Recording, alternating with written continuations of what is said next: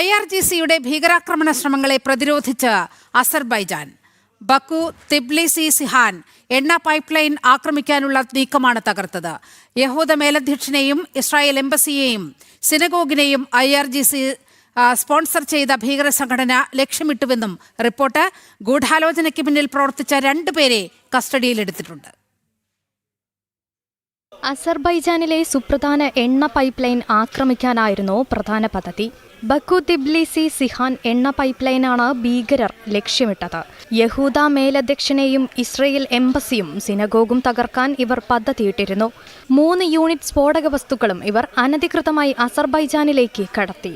ബെനം സഹീബലി, റോസ്റ്റം സാദേഹ്, യാസർ റഹീം, സൻദേഖ്യാൻ എന്നീ ഇറാൻ പൗരന്മാരായ ആക്രമികളാണ് ഗൂഢാലോചനയ്ക്ക് പിന്നിൽ പ്രവർത്തിച്ചത്. അസർബൈജാൻ പൗരൻ തർഗൻ ഗുലിയവ് എന്നിവർ ചേർന്നാണ് സ്ഫോടക വസ്തുക്കൾ കടത്തിയത്. ഇവർ കടത്തിക്കൊണ്ടുവന്ന 8 കിലോയോളം സ്ഫോടക വസ്തു സുരക്ഷാ ഉദ്യോഗസ്ഥർ ഉപേക്ഷിക്കപ്പെട്ട നിലയിൽ കണ്ടെത്തി.